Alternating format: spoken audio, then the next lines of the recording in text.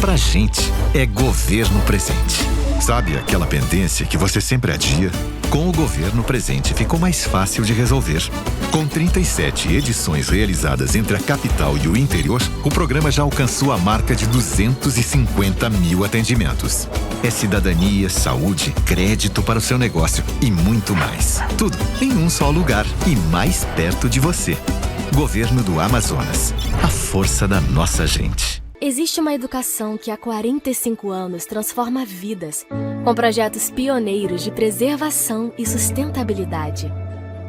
Aqui, os alunos vivenciam uma educação inovadora que os prepara para os desafios do futuro, na qual a excelência acadêmica, competências socioemocionais e ambientais são a chave do sucesso. Afinal, mais que estudantes, formamos cidadãos íntegros que serão os protagonistas de um mundo melhor. Pinóquio Centro Educacional e Colégio Marta Falcão. Educação para um futuro sustentável. Matrículas abertas para 2025.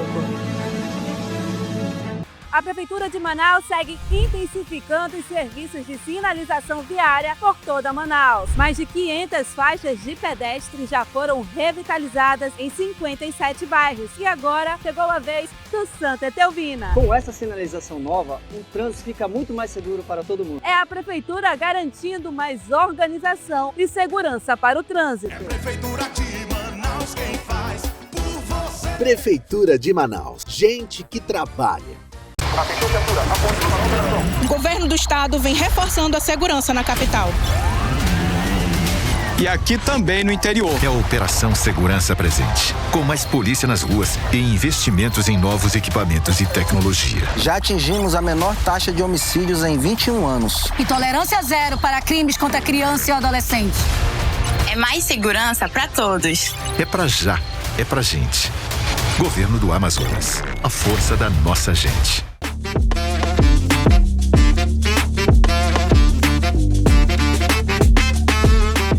Hoje é dia de Incomum, aqui na Inova, emissora da Rede Caldeirada de Comunicação, e eu estou recebendo aqui o Dr. Thales Esper, que é o cardiologista. Há muito tempo eu não o via, mas tenho o prazer em recebê-lo aqui, doutor. Sei que o senhor tem feito um maravilhoso trabalho em atendimento com as pessoas.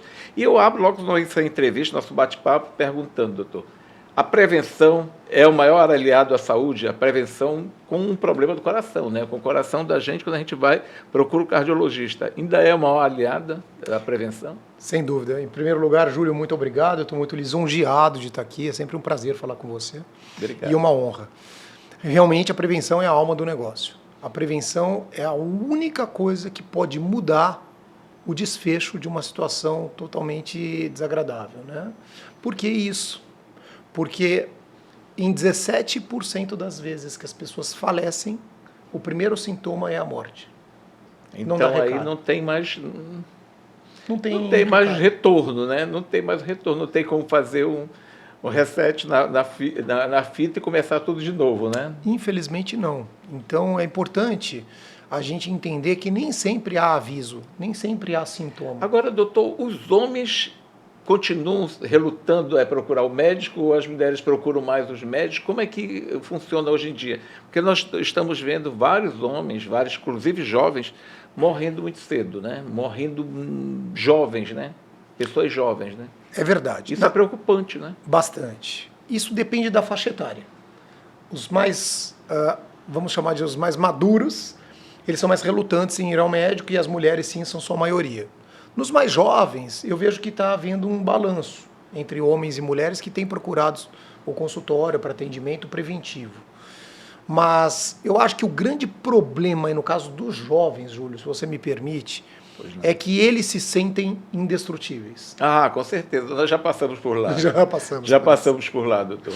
Nós sabemos o que é isso. Já sabemos o que é isso. Então, se eu não estou sentindo nada, se eu faço esporte, se eu tenho performance, se eu sou uma pessoa que me alimento bem, que me cuido, sou jovem, por que eu vou ao cardiologista? Não tem nenhum motivo, né?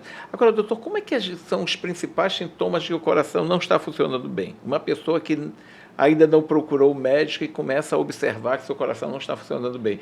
Não em relação ao amor, né? Mas em relação à saúde mesmo. Existem alguns sinais que podem ajudar a esse recado, esse alerta do tipo, eu preciso ir ao consultório de cardiologia. O mais comum, eu não diria comum, mas o mais importante é a dor no peito aos esforços. Esse tem que ser um sinal de alerta para você procurar o médico o quanto antes. Mas sintomas como desmaio inesperado, desmaio súbito, do nada a pessoa apaga, cai no chão, bate a cabeça. Uma pessoa que sente palpitações, mesmo sem esforço físico, do nada o coração dispara. Sem ter qualquer tipo de emoção, né? Qualquer emoção, qualquer razão para isso acontecer, qualquer razão, isso também é outro sinal. E existem situações em que você começa a perceber que você já não sobe a escada com a mesma facilidade. Você faz um esforço para subir um lance de escadas proporcional ao que você fazia para subir 10 lances de escadas há 2 meses atrás. Então a pessoa começa a perceber que ela começa a ficar com o rendimento dela defasado. E ela vai atribuir a estresse, a noite mal dormida, problemas no trabalho, quem não tem? Todos nós temos, né? Se até os bebês têm estresse, né? Imagina nós que vivemos uma vida muito tumultuada. Agora, eu queria saber se uma das principais causas das doenças cardiovasculares são esse estresse, essa ansiedade, porque nós vivemos num mundo que as pessoas são muito ansiosas, né? Muito ansiosas, né? A gente observa que os jovens querem passar, querem conquistar o lugar ao sol de uma forma muito imediatista, vamos dizer assim. Nós queremos tudo para ontem, né? Isso ajuda também, colabora para a má saúde do coração? Colabora, mas o estresse ele está relacionado a malefícios ao coração a longo prazo. Então, principalmente na fase mais adulta. Aos jovens, o estresse ele pode enganar o cenário dos sintomas, porque grande parte desses sintomas também pode ser por causa de estresse e não de uma doença pré-existente.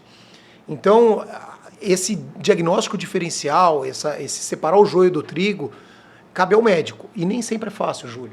É difícil identificar uma doença assim, cardiovascular? Geralmente não é difícil, principalmente essas de jovens que são potencialmente fatais. Essas não exigem muito do médico. Mas você atribuir os sintomas a uma certa causa, nem sempre é fácil. Agora, doutor, existe uma combinação que os jovens consomem muito e a gente vê isso no mundo todo. Cada vez que eu vejo uma matéria em relação a essas combinações, que são os energéticos com uísque, por exemplo. No Brasil isso é muito comum, né? A gente vê jovens que saem, que consomem isso e consomem outras bebidas também e isso aí vira uma bomba para o coração, né? Um coquetel potencialmente destrutivo. O senhor já falou isso aqui uma vez no programa e eu queria reforçar isso. Muito bem lembrado. As bebidas energéticas em geral, né, existem concentrações diferentes de substâncias, mas as mais relevantes no mercado, em combinação com as bebidas alcoólicas e com outras cocitas que as pessoas gostam de usar para aumentar rendimento, para diminuir sono, essas substâncias todas combinadas, elas têm um poder de causar arritmia no coração grande. E essas arritmias, elas não são inofensivas. Algumas dessas podem culminar com desfechos até morte. Agora, esse consumo exagerado de bebidas energéticas é impressionante, né? Tanto que o mercado tem abastecido, novas marcas têm aparecido cada vez mais. Agora, existe uma combinação na Inglaterra, que eu já ouvi falar, que é da vodka com Zolpidem. Aí vira uma bomba maior ainda, né? Porque são duas substâncias altamente tóxicas para o organismo, principalmente para a saúde do coração. Essa combinação da vodka com o Zolpidem também se dá com êxtase. É uma tríade que as pessoas têm usado para potencializar sensações diferentes. E isso depois consome azulzinha. Aí eles acho que nem eles sabem o que eles consumiram no dia seguinte. Porque a pessoa ela perde um pouco da cognição. Com certeza, com essa combinação. É necessário, quais são os exames que podem identificar que o coração está falhando, começa a evoluir uma doença? De check-up. Por base, o exame físico, o exame clínico, ele é fundamental, principalmente em jovens. Então, você, ao escutar um jovem, pode ser o divisor de águas para você fazer o diagnóstico. A aferição da medida da pressão arterial, a medida dos pulsos, dos membros, tudo isso é muito impactante, assim como ouvi-lo, para a gente solicitar exames complementares. Mas indo diretamente à sua pergunta, os exames complementares mais relevantes. Eu poderia dizer a você que tem 3 principais, Júlio. O eletrocardiograma, o teste de esforço, que eu sempre peço o cardiopulmonar, que é aquele com a máscara. Ele é mais completo do que o ergométrico simples, que é sem a máscara. E o ecocardiograma, que é um ultrassom do coração. Essa tríade, ela faz diagnóstico na imensa maioria das vezes. Agora nós vemos muito esses desportistas de final de semana, né? Muita gente que sai correndo por aí para emagrecer, para frequentar Ponta Negra, o centro, participando de diversas atividades desportivas, né? Isso é perigoso para quem não teve um acompanhamento de um cardiologista antes de começar qualquer tipo de prática, inclusive numa academia?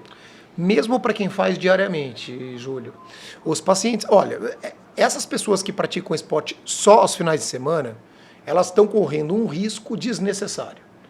Só por isso, só pela atitude de fazer apenas aos finais de semana. Porque você fica muito tempo sem fazer nada. E aí chega o final de semana, você vai submeter seu corpo a um esforço. Você vai correr, você vai fazer uma trilha. Um esforço que você não está adaptado para isso. Porque a adaptação ela exige constância. Mas independente disso, a avaliação cardiológica ela é preponderante. Não tem como você fazer uma atividade física hoje, não tem como o seu filho jogar futebol no colégio se ele não passou com um cardiologista. É importante, em qualquer época da nossa vida, nós procurarmos um cardiologista para fazer diversos exames. Você mesmo não sentindo nada, mas existem assim, etapas da vida da gente que esses exames são necessários. Principalmente se nós tivermos uma herança, uma genética de pessoas que faleceram de problemas cardíacos. Esse é um indicativo importante que você citou por último, Júlio. Se você tem um parente de primeiro grau que tenha tido morte súbita antes dos 40 anos, você deve procurar o cardiologista independente de fazer atividade física ou não. Esse é um ponto muito importante. É muito relevante nós irmos ao consultório. Agora, com que frequência? E aí vai depender da idade e das comorbidades. Então, eu tenho pacientes jovens que eu peço para irem comigo anualmente, porque eles têm problemas relevantes. Pessoas sadias, não, elas podem ir a depender de como elas conduzem a vida delas.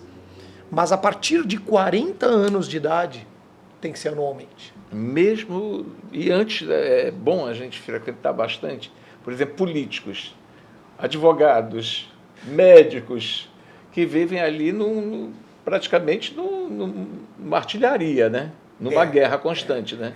A gente tem profissões que são de mais alto risco. Quais são as profissões que mais são perigosas, assim, que você mais recebe no seu consultório, na sua clínica? O principal é o mercado financeiro. É o mercado financeiro. Quem trabalha com o mercado financeiro vai do céu ao inferno no mesmo dia.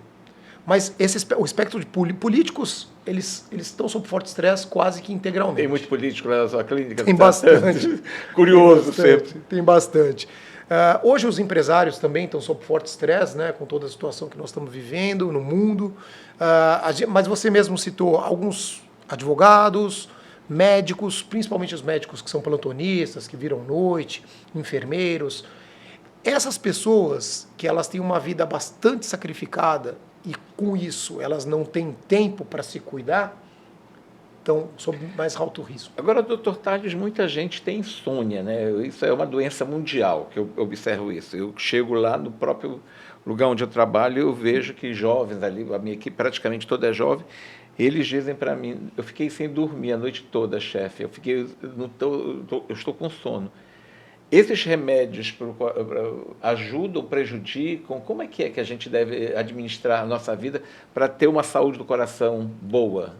Eu acho que antes da gente falar de remédio para dormir, Júlio, a gente precisa pensar em medidas naturais. Isso aí também eu ia perguntar. Eu sou muito natureba na questão medicamentosa, principalmente quando isso começa a afetar a nossa vida.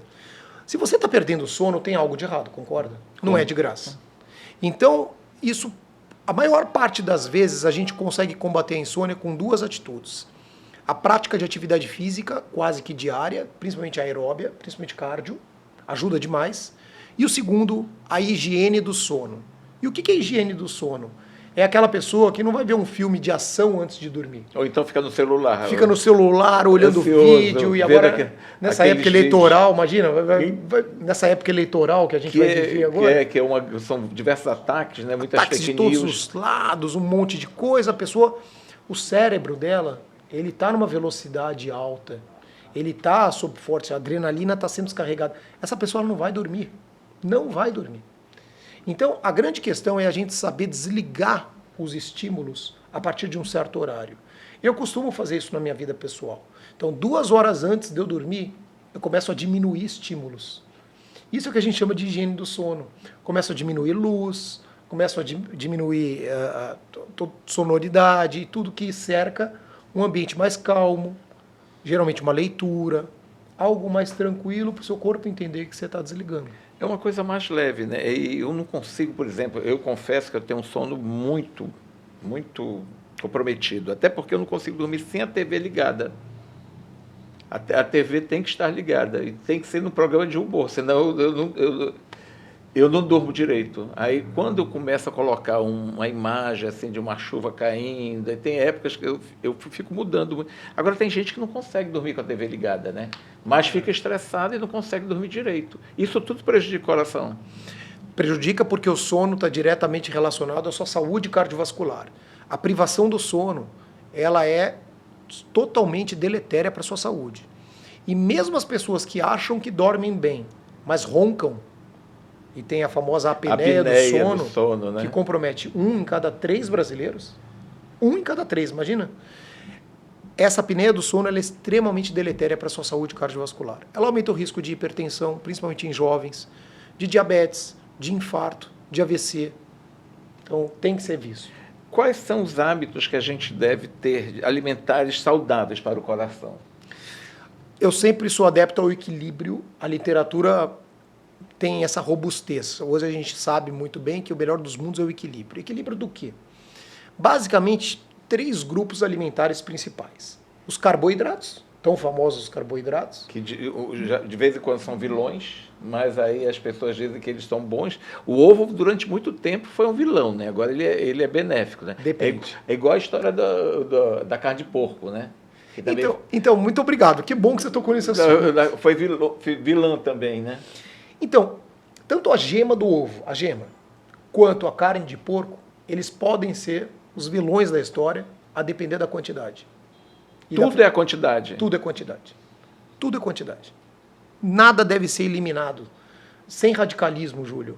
Você precisa ter uma fonte de carboidrato, uma fonte de proteína, de gordura saturada, e muita salada, verduras, legumes, alimentos com fibras na sua alimentação diária. Isso tem que fazer parte da sua vida diária.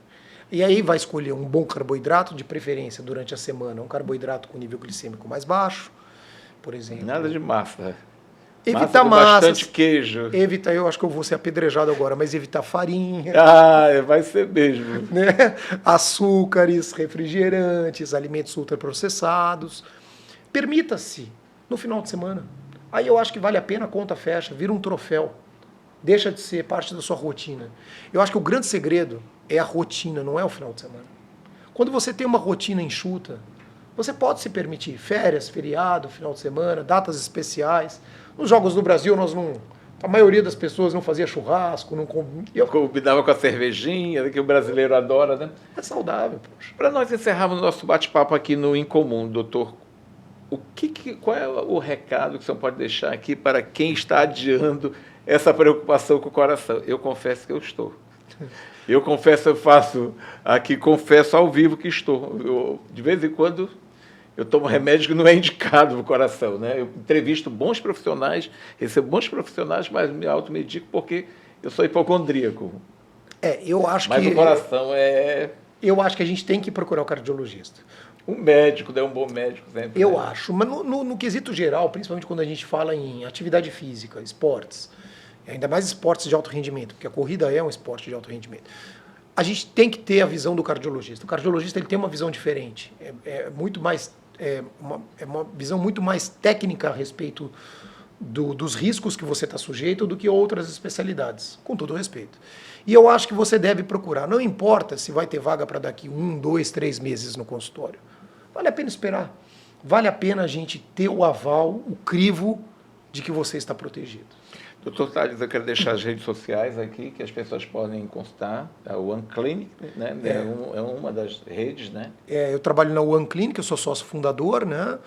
E o meu nome é Tales, sem H e um L só. Lá nas redes _ Esper, no Instagram principalmente. Obrigado por estar aqui conosco e a gente conversar sobre a saúde do coração, que nós temos visto vários registros aí de pessoas jovens falecendo por causa do coração. E o coração não é só para amar, também para a gente viver bem, não é verdade? Vou tentar seguir esse conselho que eu mesmo dou para os outros, mas acabo não adotando. Obrigado, Tales. Não por isso, eu te espero no consultório. Tá bom, obrigado. Daqui a pouco eu volto, tem mais em comum aqui.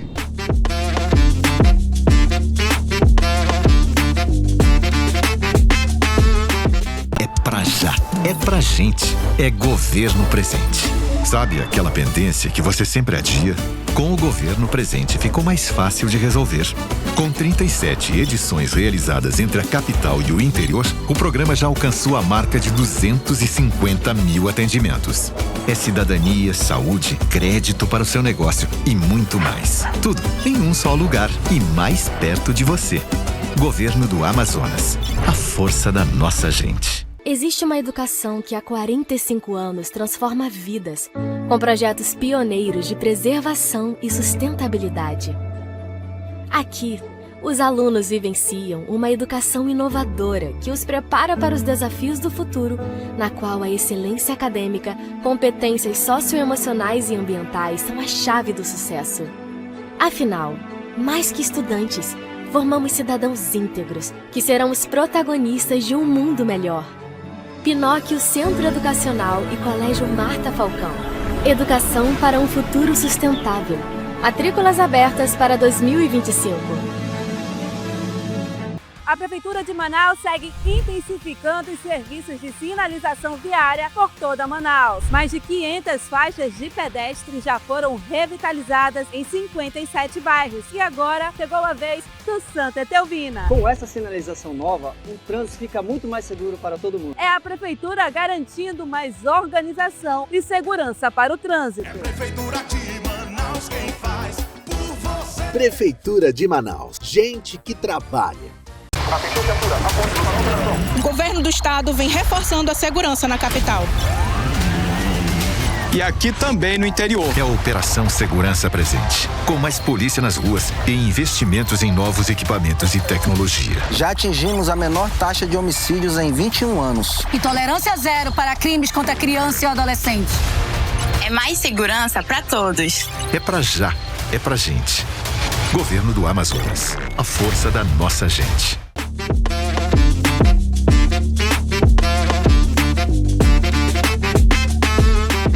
Estou retornando agora com o programa em comum aqui na Inova, emissora da Rede Caldeirada de Comunicação, recebendo o secretário municipal de Juventude, Esporte e Lazer, o Joel Silva, e o vereador Eurico Tavares, o mais jovem vereador da Câmara Municipal de Manaus. Foi difícil trazer o Eurico até aqui, até porque a vida dele é bem agitada, né? Ele tem muita coisa para fazer, e eu fico muito entusiasmado quando eu vejo uma pessoa jovem, um político jovem, buscando soluções para a sociedade. Ele é o único vereador que abre mão dos vencimentos dele. Todo mês ele pega aquele vencimento da Câmara Municipal e distribui com entidades, com pessoas que necessitam, com instituições que necessitam deste apoio. E o Joel Silva também, que é um jovem aqui também, secretário. Eu recebo os dois aqui no mesmo tempo, aqui no estúdio, né? Eurico, obrigado por você ter vindo aqui, por ter conseguido, na sua agenda apertada, estar aqui conosco. A gente queria te receber há muito tempo aqui. Vou te tratar assim formalmente, porque você é o mais jovem vereador, então eu sou um ancião. Me chamo de senhor, não. Eu estou ancião, não vai combinar com o teu eleitorado, né? Porque você tem pessoas de todo faixa etária no teu eleitorado, pelo carinho que você tem tido com os autistas, né? Para mim é uma honra o convite, quero agradecer a todos, a você, ao Marco, agradecer a todos da produção que receberam muito bem, parabenizar o programa novo, a estrutura nova de vocês, agradecer a presença do Joel também, que fez um trabalho muito importante na Secretaria de Esporte, movimentou muito esporte, que também é uma das minhas bandeiras, e admiro muito esse trabalho. Cada um aqui tem sua posição política, mas não é por causa disso que a gente não tem que ser honesto um com o outro. Então, parabéns, Joel, pelo que você tem feito pelo esporte. O esporte está muito necessitado, não somente em Manaus, mas sim como no estado do Amazonas. E ter pessoas como você que entende disso é muito importante. E obrigado pelo convite. Eu achei legal isso, bom isso, saber que é político, convive muito bem. Então, em grupos adversários, mas respeito e reconhecem o trabalho um do outro. Isso se chama maturidade. Tomara que todos os políticos que aqui estão sigam o seu exemplo. Não é, Joel? O secretário está aqui conosco, que sigam o exemplo. É isso que a gente quer, né? Um político certeza. Defendendo a comunidade, não defendendo seus próprios interesses. Com certeza. Eu quero agradecer também aqui, é uma honra, né? A gente está aqui podendo adentrar esse assunto muito importante, o esporte, né? Como o vereador Eurico falou, o jovem vereador Eurico, né, que está fazendo um trabalho brilhante, né, como nós estamos dentro da comunidade esportiva, né, dentro desse crescimento e desenvolvimento do esporte. Manaus, ela é uma cidade muito esportiva, né. Aqui nós fabricamos campeões aqui. Nós temos vários campeões. Nós temos campeões aí a nível internacional. O Jacaré é um dos Jacaré, José Aldo, né? José Dentro das artes marciais, artes suaves, a gente tem um bom leque de desenvolvimento de atletas. Então, para a gente é muito bom. A gente está aqui integrando, trazendo informações, né? O Eurico a gente já se conhece já de base, porque quem está dentro das comunidades se conhece.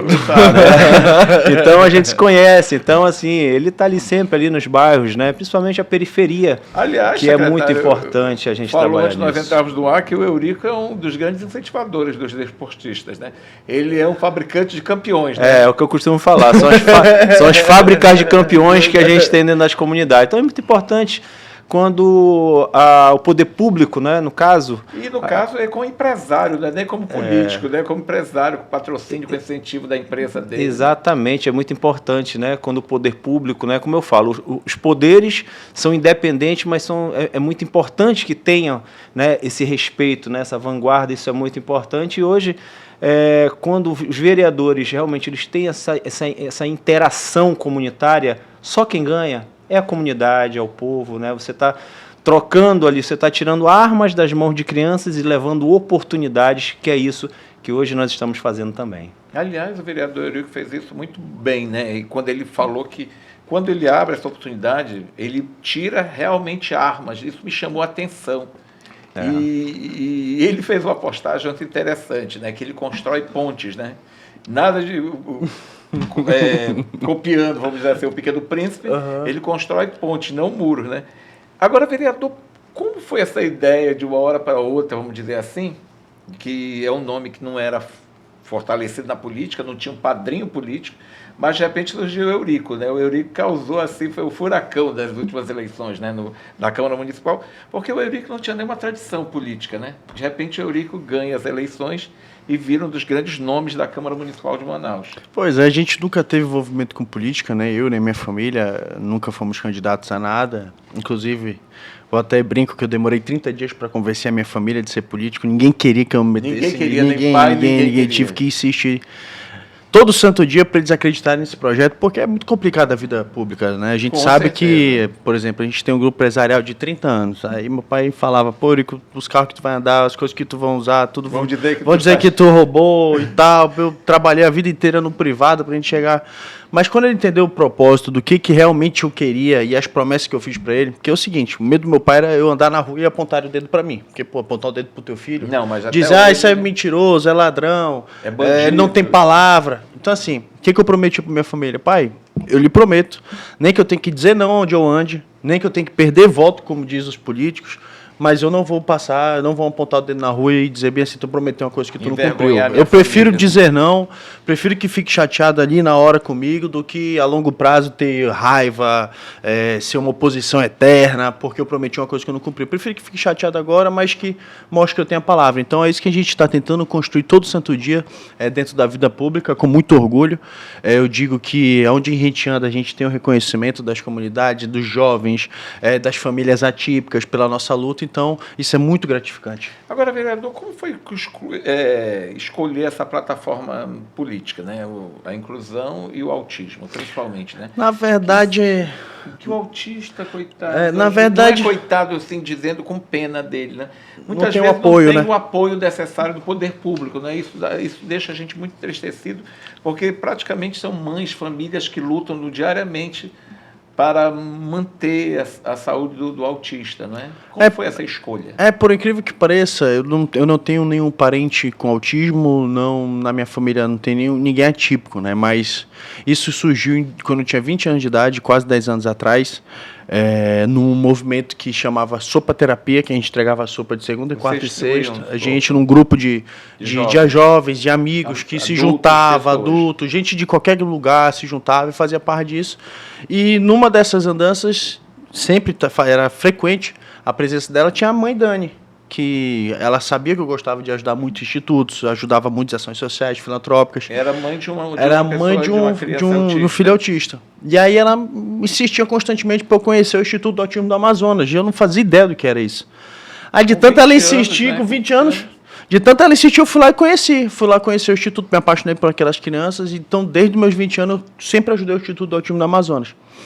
E aí isso foi crescendo, eu escuto vários depoimentos dentro do Instituto, foi crescendo, e quando eu entrei para a política, foi uma das bandeiras que eu falei, eu preciso agarrar ela, porque não querendo julgar nenhum outro político, nem querendo fazer comparação a ninguém, mas eu vi que tinha essa lacuna e essa oportunidade de eu pôr meu nome à disposição de ajudar. Então foi isso que a gente fez com o nosso mandato, criamos a primeira frente parlamentar do autismo, fui o parlamentar que mais apresentou projetos de leis para a inclusão do autismo e para as famílias atípicas, então é um trabalho constante, né? Eu até brinco muito com relação ao ditado da água mole e pedra dura.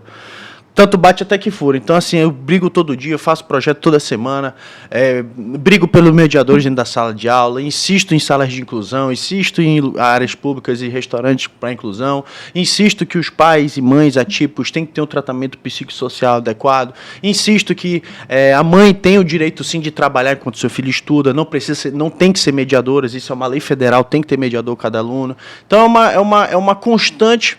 briga por essa causa. É difícil, são poucos parlamentares que realmente se preocupam com essa causa. Políticos, né, do então, Brasil, assim, não é? Então é difícil, né, você brigar com isso sozinho. Mas eu não digo sozinho, porque tem parlamentares da Câmara também, como Tairônia, Thais Alipe, me perdoe se eu estiver esquecendo algum outro nome, que também ajuda nessa causa. Então, Marco Castilho, então não é só eu. Mas eu sinto que tem necessidade de ter mais parlamentares que defendam essa causa. É um número que está crescendo exponencialmente, a gente não tem dimensão do crescimento, fora que a maioria das crianças autistas, eu vou parar de falar crianças, porque já estão na fase adulta, e também tem idosos. Então, assim, que nem tem laudo. Então, a gente acha que tem muito, mas, por incrível que pareça, tem muito mais que ainda nem laudados estão. Então, a gente precisa defender bem essa guerra. As famílias atípicas já estão cansadas de discurso bonito. O que a gente tem que fazer é trabalhar pela inclusão verdadeira delas. Agora, vereador, o secretário lançou ontem, segunda-feira, um projeto também que é bem interessante, né? Que também... de inclusão. Que é inclusão, né? As pessoas que se sentem obesas, não se sentem não, são discriminadas por serem obesas, né? Olha, lá vai aquele gordo, né? Ai, que feio aquele gordo, aquela gorda. Porque, às vezes, todos os gordinhos, eu me incluo entre eles têm uma autoestima elevada, né? Mas a saúde não é boa, né? Então, pelo menos a autoestima tem que estar em alta, não é, secretário? Esse centro veio ajudar essas pessoas. Exatamente. Que tem autoestima, mas não tem saúde. Esse é um projeto, né, estudado, projetado para salvar vidas, né? Acho que salvar vidas. O principal é isso, né? Nós criamos aí exatamente o Centro Esportivo de Referência da Luta contra a Obesidade, né? Então, nós trabalhamos esse projeto dentro de um outro programa que já existe, um programa de transversalidade entre a Sengel e a Sensa, né, a Secretaria Municipal de Saúde e a Secretaria Municipal de Juventude, Esporte e Lazer. Então, nós integramos esses projetos, né, chamado Perder para Ganhar. Ele trabalha dentro de um fluxo, né, e nesse fluxo ele vai ter os primeiros atendimentos médicos, endocrinologista, nutricionista, né, a partir daí, né, serão avaliados para a partir dali ele já fazer o trabalho finalístico deles conosco, né? Então, iniciamos ontem, né, o projeto já, a parte finalística, que é o esporte, entendeu? Que é a cereja do bolo, né, Eurico? A gente sabe que o esporte, ele traz a inclusão e a oportunidade.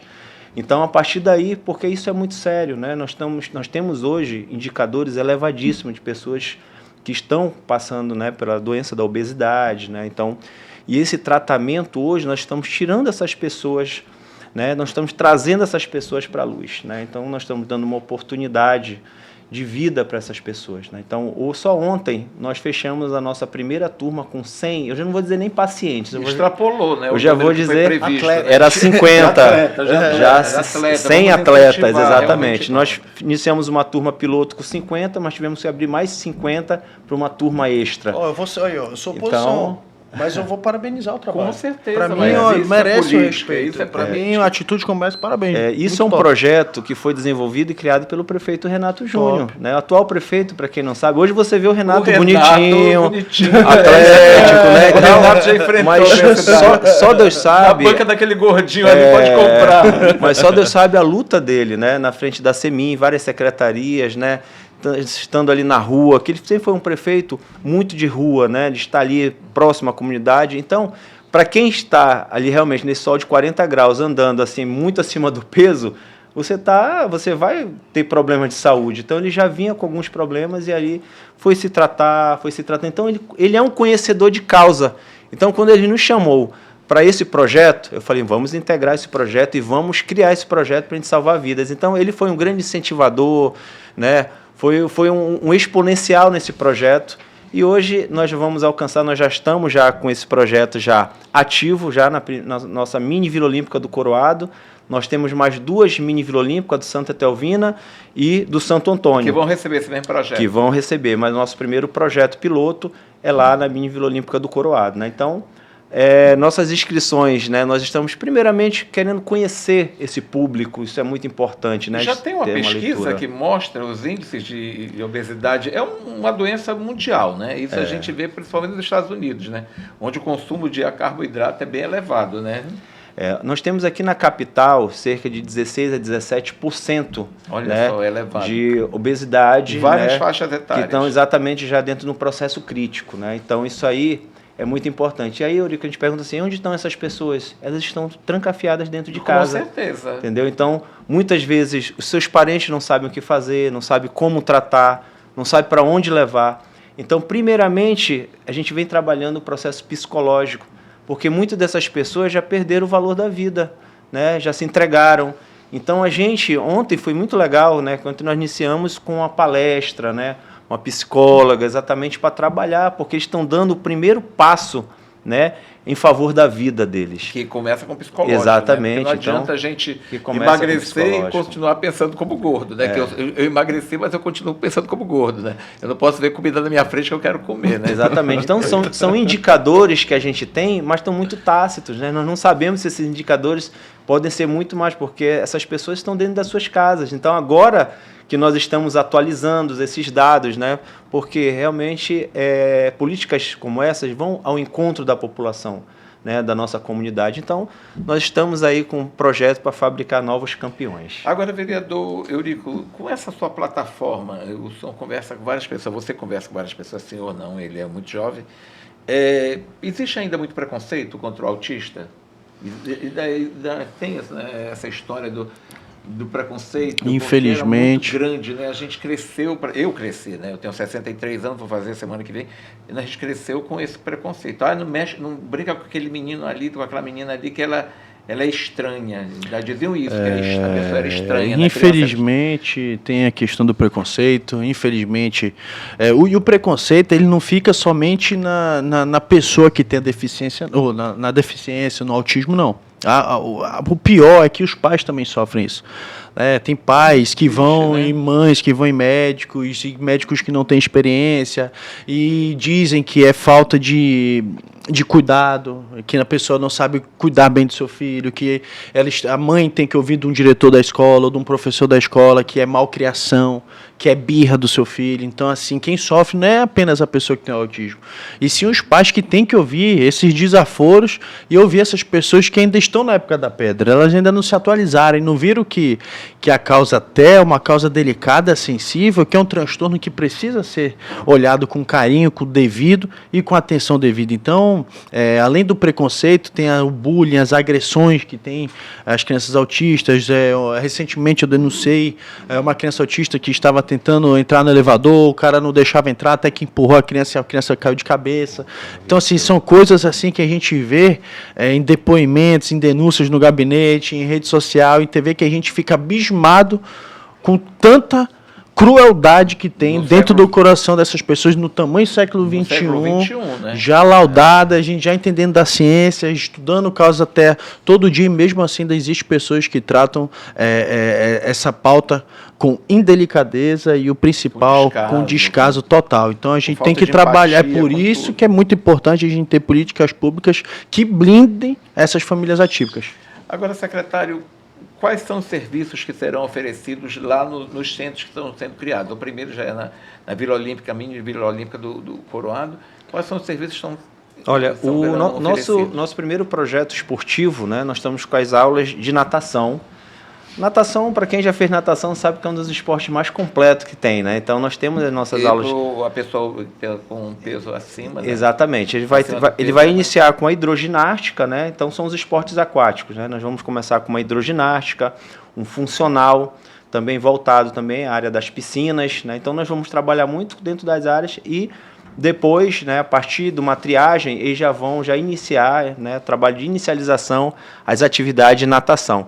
Então, são essas atividades. A partir da outra semana, nós vamos começar o Pilates também porque são atividades, né, de fisioterapia, que isso é importante até para o desenvolvimento dele, né, até para ele adentrar o esporte, é muito importante, né, que toda essa parte fisiológica, anatômica, esteja em sincronia. Então, isso é muito importante. E tem gente que acha que Pilates é um tipo de atividade bem leve, né? Quem pratica Pilates... sabe que é difícil. Eu não consigo fazer Pilates. Mas são múltiplos exercícios, né? Que algum deles você vai se adaptar. Eu não consigo. Eu sempre tentei, e depois que eu descobri que foi o Dr. Pilates que criou essa atividade, e que com molas de colchão durante uma guerra, né? Que as pessoas usavam as molas de colchão para se recuperar. Então é ainda mais difícil para puxar aquelas molas de colchão. Ele utilizar para fazer a recuperação das pessoas feridas na guerra. Quem poderá participar, secretário, desse tipo de atividade? Como é que vai ser feita essa seleção? Olha, ela primeiramente é uma seleção clínica, né? Então você vai primeiro passar, né? Você vai entrar nas nossas redes sociais, você pode entrar ali na @Sengel, ou então no meu próprio Instagram, Joel Silva, ou do nosso influenciador. Nós temos também um influenciador, o Big Lobão, que ele é o influenciador que está integrando, né? Ele está fazendo a famosa garimpagem dessas pessoas, nossos futuros atletas aí. Então, nós estamos nessas redes sociais, e no próprio direct você vai ali fazer os primeiros contatos conosco, e dali a gente já vai direcionar cada caso, principalmente para a nossa rede básica de saúde. As UBS, elas já estão aptas a receber o nosso público e nossos pacientes futuros atletas. As pessoas podem procurar também no site da prefeitura. Sim, né? pode. Ou então pode ir direto nas UBS, lá já tem os técnicos, já estão aptos para recebê-los também. Isso é muito bom, a gente vai um processo bem democrático, muito fácil, né, de fácil acesso. E o Renato, quando ele emagreceu, eu dizia assim, Simone, o Renato tá ficando muito bonito. Aí ele dizia assim, tem muita gente dando em cima de mim. Ele foi do lado dela, brincando com a Simone. Eu disse, olha aí, Simone, mas ele ficou muito bem. Ele é um exemplo, né, um exemplo a ser seguido, né, um cara que perseverou, e hoje é um exemplo aí para uma multidão aí que está aí buscando também a melhor forma. Secretário, a gente recebe em outra oportunidade também, mas a gente agora continua com o Eurico aqui. Eu quero saber mais coisas do Eurico aqui. Eu vou fazer um intervalo comercial, daqui a pouco eu retorno. Obrigado, secretário Joel. Muito Parabéns, obrigado. viu, meu irmão? Parabéns pelo trabalho. Muito obrigado. Nós temos muitos projetos aí também, né, a integrar com vocês, a poder compartilhar aí com o seu programa. Isso aí, nós estamos aqui de portas abertas também. Daqui a pouco eu volto Agradecido. com o Eurico Tavares. Obrigado, secretário Joel Silva. Até daqui a pouco.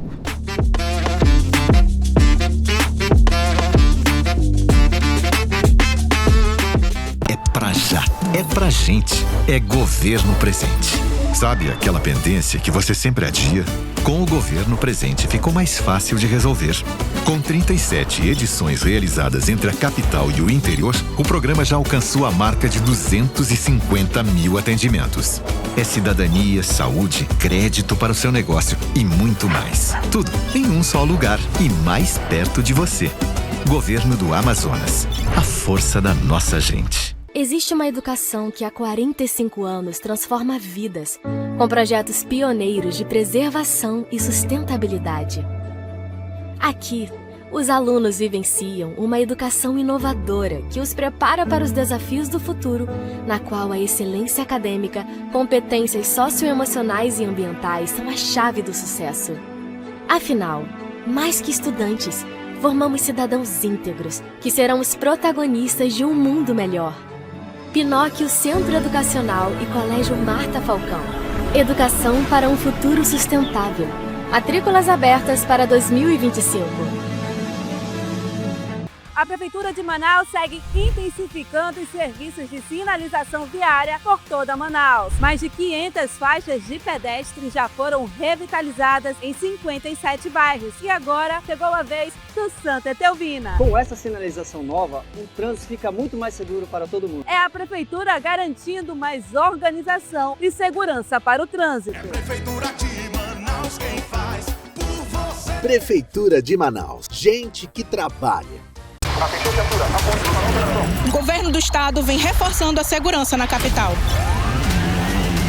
E aqui também no interior. É a Operação Segurança Presente. Com mais polícia nas ruas e investimentos em novos equipamentos e tecnologia. Já atingimos a menor taxa de homicídios em 21 anos. E tolerância zero para crimes contra criança e adolescente. É mais segurança para todos. É pra já, é pra gente. Governo do Amazonas. A força da nossa gente.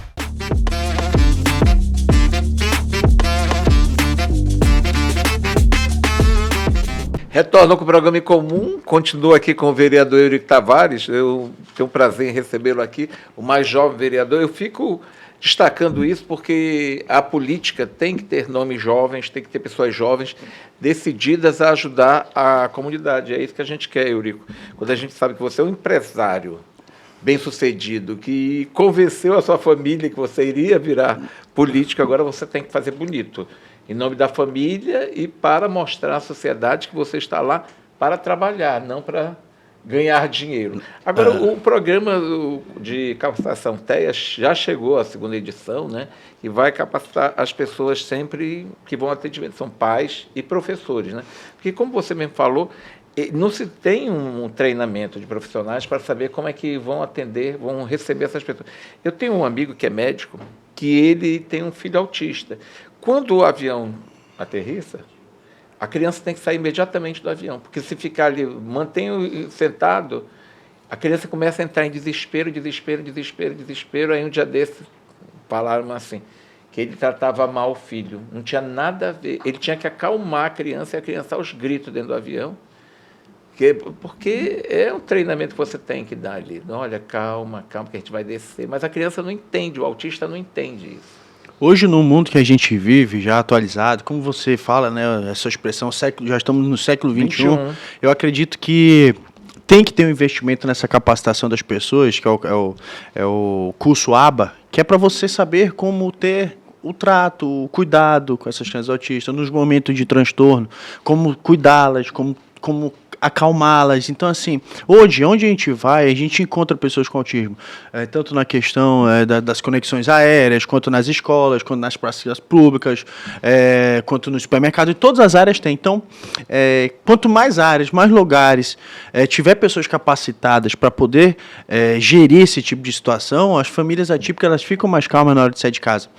Tem famílias que já estão há 2, 3 anos sem sair de casa nem para jantar. Elas não vêm nem mais à noite, porque tem que estar full time ali cuidando da criança. Por quê? Porque tem medo de ter algum surto, ter alguma coisa e não saber como lidar com o filho ali na hora, porque vai estar sozinha, não tem abafador, não tem cardápio adaptado para autista. Então, o autista tem, às vezes, vamos dizer assim, ela tem uma refeição seletiva. Então, são várias formas que a gente tem que ter o cuidado e o olhar devido para isso. Então, esse Capacita Até que a gente lançou, já fizemos 2 edições, na primeira tivemos 200 capacitados, na última agora 550, foi para isso, foi para que a gente possa trazer o máximo de número de pessoas possíveis para essa causa, para essa inclusão. Isso não era o papel meu, eu não era para ter sido idealizador disso, infelizmente. São políticas públicas que devem existir, né? São políticas públicas, mas como eu venho da indústria e sou acostumado a ver um problema e tem que resolver, eu cansei de pedir, de insistir do Poder Executivo, e eu mesmo fui atrás de institutos parceiros, de pessoas que realmente se engajam nessa causa, de pessoas que veem a necessidade disso, e a gente conseguiu efetivar essa capacitação com muito orgulho, com muita felicidade, vários depoimentos assim de mãe chorando que precisavam dessa oportunidade, professores que já estavam entrando em depressão e ansiedade porque não sabia como lidar dentro da sala de aula com 5, 6, 7 crianças autistas lá dentro. Universidades públicas existem isso. Também a universidade pública. Hoje em dia, qualquer faixa etária você vai encontrar pessoas autistas. Inclusive, na minha última audiência pública na Câmara Municipal, uma mãe me chamou a atenção porque eu fiz muitos projetos para crianças e adolescentes e pais e mães de autistas. E esqueci dos adultos e dos idosos. E eu vou ser um cara honesto. Eu não fiz trabalho de inclusão para essa faixa etária, mas eu estou dando a minha palavra aqui, que assim que a gente voltar da Câmara Municipal, voltar do recesso da Câmara Municipal de Manaus, a primeira coisa que eu vou fazer são projetos para também para os adultos e para os idosos. Eu vi um depoimento, Júlio, muito triste. Eu imagino, que você ouve diariamente, né? A mãe disse que não quer que o filho dela esteja vivo quando ela morrer. Isso eu vi o Mion um dia desse falando. Então, assim, o Mion falou isso, mas eu não tenho medo da morte, eu tenho medo de como vai ficar meu filho. Meu filho quando eu partir. Tu entendeu? Então é por isso que agora eu vou ter um mandato voltado para isso. Inclusive o senador Omar, recentemente, esse final de semana, me chamou a atenção que eu tô somente focando nisso e estou esquecendo dos adultos e dos idosos também. Então, assim, vai ser a nossa próxima pauta, a nossa próxima causa, também focar nos adultos, nos idosos, autistas, e só que o trabalho vai abranger sempre todo mundo. Então, assim, é um trabalho constante, luta após luta, cobranças do Ministério Público, com processos de denúncias de agressão, cobranças também na questão também até perdi a concentração aqui, também na questão de projetos de leis que possa agregar com isso e também brigar pelos meus requerimentos, porque o que tem de mãe e pai hoje que está largando o emprego, tendo que ficar dentro de sala de aula, cuidando do seu filho, porque não tem mediador e deixando de botar o sustento dentro de casa, principalmente aquelas mães solos que, quando sai o laudo que o filho é autista, o primeiro a pegar o beco, não digo nem homem, porque para mim isso não é homem, né? É um menino, é o marido que sai fora, não quer ter essa responsabilidade, fica tudo nas costas da mãe, e às vezes a mãe não tem nem que trabalhar, tem que viver de Bolsa Família.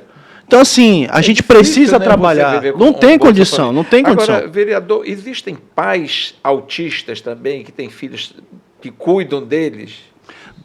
Tem essa correlação de inverter, né? De pai cuidar do filho, cuidar do pai. Existe, mas assim, é pouco e muito, muito recente, porque o autismo ele foi dar mesmo a atenção devida e a nomenclatura devida a partir do ano 2000. Então, assim, esses adultos que estão vindo para cá, a maioria nem laudo tem, nem sabe o que tem, porque passou a vida inteira achando que eles eram apenas diferentes ou que... Desculpa a palavra, eu acho péssimo falar isso, mas o doidinho ou o birrento. Então, assim, que eles já estão adultos e idosos, que eles já não querem nem mais saber de laudo, porque já passou o tempo de se cuidar e agora eles só querem manter a vida até os seus últimos dias e viver tranquilo. Então, eles não têm mais preocupação. Mas existe, sim, casos de filhos que cuidam-se do pai e da mãe. Foi criado por você o selo do restaurante amigo do autista, né? Esse projeto está em vigor? Foi uma lei que foi sancionada já pelo prefeito. Já foi sancionada. E assim, eu vou dizer eu vou parar de ser o político aqui, eu vou dizer como empresário. Se eu tivesse um restaurante, eu não tenho sombra de dúvidas que eu faria um restaurante adaptado para os autistas. Já existe restaurante? Não tem. Infelizmente, é uma luta que eu tenho, inclusive... Já conversou com a Brasel? Já conversou com a Brasel a respeito disso? Ainda não, mas eu tenho uma reunião marcada com a Brasel e tenho uma reunião marcada com a CDL e com o Ralph. Mas sabe, para ele ajudar nisso aí também. É extremamente sensível. Gente boa, gente fina, já tive um contato com ele no telefone, ele está super apto a trabalhar com relação a isso. Mas vamos falar na visão empresarial aqui, vamos falar de ganhar dinheiro. Se eu tivesse um restaurante, eu fazia para isso, porque ia chover de cliente. Hoje, o que tem de pai e mãe que é doido para jantar ou almoçar em um restaurante, mas não tem restaurantes adaptados, é absurdo. E ver o seu filho ser respeitado, seu familiar ser respeitado, né? Seu familiar ser respeitado, você saber que está no local, que qualquer coisa, qualquer transtorno que aconteça, vai ter como pessoas para mediar e vai ter espaços próprios neurosensoriais para isso. A criança ali que tem uma dificuldade de pedir sua comida com palavras, vai ter um cardápio adaptado. Então, assim, traz a tranquilidade. Então, é um projeto que agora, além de ser livre, eu vou brigar agora para que os restaurantes se adaptem a esse selo e que possam, além de fazer um trabalho belíssimo, que é incluir o autismo dentro do seu negócio, vamos lá, ganhar dinheiro. Já existe uma proposta de levar esse selo também para as empresas amigas do autista? Eu já fiz um projeto de lei, está em tramitação. Já está em tramitação. Está nos finalmente, já está na última comissão e está prestes a ser sancionado. E como é que vai funcionar esse processo? É o selo empresa amigo do autista. Para abrir uma cota, né, de participação dentro da empresa, para que possa, não na cláusula ali do PCD também tenha as pessoas autistas trabalhando, e que a gente possa trazer mais para o mercado de trabalho essas pessoas, entendeu? Agora, vereador, como o senhor tem observado o funcionamento de creches? Já existem creches especializadas para atendimento ao autista? Porque, como falou mesmo, existem pais que precisam trabalhar, né? Não tem onde deixar os seus filhos, porque às vezes não tem um familiar para ficar em casa e a criança não pode ficar trancada dentro de casa, né? Isso é uma deficiência que tem não somente em Manaus, mas sim em todo o estado do Amazonas. Hoje a gente briga pelo básico, que é a escola. Básico. Eu não estendi muito ainda para creche, porque eu preciso resolver o primeiro básico, que é a escola, né? Que está difícil. Eu cobro constantemente o Poder Executivo. Cadê o número de pessoas contratantes? Já fiz requerimento convidando o secretário de Educação para ir na Câmara Municipal e mostrar quantos mediadores tem, quais são as capacitações, aonde se formarem, onde estão trabalhando, mas até agora não obtive sucesso. Eu acredito que falta muitos mediadores ainda na sala de aula. São os maiores relatos que eu escuto. Não consigo tirar o laudo e não consigo arrumar mediador para o meu filho, então eu tenho que largar meu emprego e viver de Bolsa Família para poder sustentar minha família e ainda ter que cuidar do meu filho na sala de aula, porque eu largo mão de tudo para o meu filho ter educação. Agora, existem famílias que se sentem humilhadas com esse tipo de tratamento. Isso é uma humilhação. Isso né? Todas sentem. Não é algumas. Com o apoio do governo, não é do seu próprio suor, vamos dizer assim, do seu trabalho. Até né? quer trabalhar, mas pelo amor do filho, elas preferem largar o trabalho e cuidar do seu filho. Pelo amor do seu ente querido, né? Da pessoa que você tem o maior carinho, né? Vereador, existem outros projetos também que já estão sendo engatilhados aí, que você precisa apresentar na Câmara Municipal em relação ao autismo, porque essa pauta do autismo é bem ampla, né? É uma pauta bem ampla. Como você me falou, existem ainda laudos que não foram oficializados, né? E pessoas que não são autistas e não sabem que são autistas, né? Mas hoje em dia algumas pessoas justificam seu comportamento agressivo dizendo, eu sou autista, quando na realidade não tem nada a ver, né? E a pessoa é agressiva mesmo. E a gente já ouviu... Assim, no mundo... Assim, eu sou autista. Eu digo, autista de quê? Cadê o laudo? No mundo, todo mundo tenta usar, sempre vai ter um espertinho para alguma coisa, né? Então, sempre vai ter, em todos os casos, sempre vai ter algum esperto. Eu acho que você já metido é esperto, né? Já recebeu denúncias assim, né? Já recebi várias pessoas que eram doidas para ser autista, querendo que eu forçasse para o laudo, até para conseguir benefício e tudo mais, mas infelizmente a gente tem que dar a atenção devida para quem realmente necessita. Quando você dá um benefício ou uma atenção especial para alguém que diz ter, mas não tem o autismo, você acaba tirando isso de outra pessoa, né? Então, tem que ter muito cuidado e delicadeza na hora de tirar o laudo e na hora de também efetivar o pós-laudo. quais são os outros projetos? Eu acabei atrapalhando, falando dessas pessoas que são espertas, querem ser o rótulo de autista sem ser autista, quando na realidade elas estão agressivas, já que elas não têm laudo, né? Elas se tornam agressivas. Eu sou autista, já ouvi muita gente assim, inclusive estacionando em vaga reservada para autista. Eu tenho um amigo meu casado que diz que tem TDAH. Agora todo mundo tem TDAH. Eu já ouvi. TDAH. Eu acho que eu tenho TDAH. Acho que eu tenho TDAH. Agora todo mundo tem doença. A gente está brincando aqui numa forma de descontrair um pouco, mas é muito sério. É muito séria, né? Muito sério. E assim, a gente também não trabalha só na Causa Terra, apesar de ser minha principal bandeira, eu ser presidente da frente parlamentar. Ao esporte, né? A gente, inclusive foi o nosso gabinete que criou a primeira frente parlamentar do Norte, voltado para o Altier, mas não é só isso. É por ser jovem, por ter 29 anos, por ser empreendedor, por saber das dificuldades hoje do primeiro emprego, por vir do comércio, da Zona Franca de Manaus, eu também brigo muito pelo primeiro emprego do jovem, né? Para mim, um jovem também, de 16 a 26 anos de idade, às vezes até os 29 anos de idade, precisa de uma oportunidade diferente. É muito triste você, com 17, 18 anos de idade, com aquele pedir, chegar, bater na porta do comércio, me dar um emprego. Experiência. Você eu já passei por isso. Eu posso falar uma coisa? Posso falar uma coisa? Pode. Eu discuto isso muito com o senador Omar. O maior programa de Estado de segurança, na minha concepção, na minha humilde opinião, não é aumento de delegacias, não é aumento de viaturas, não é aumento de efetivo, não é aumento do salário dos policiais. Claro que isso ajuda, mas para mim o maior programa de segurança que o Estado pode ter é o emprego. Esses jovens hoje em dia que estão em boca de fumo, ou que estão roubando na rua, ou que viraram estelionatário, muitas das vezes receberam uma porta na cara, um não, e tiveram que ir por outra alternativa.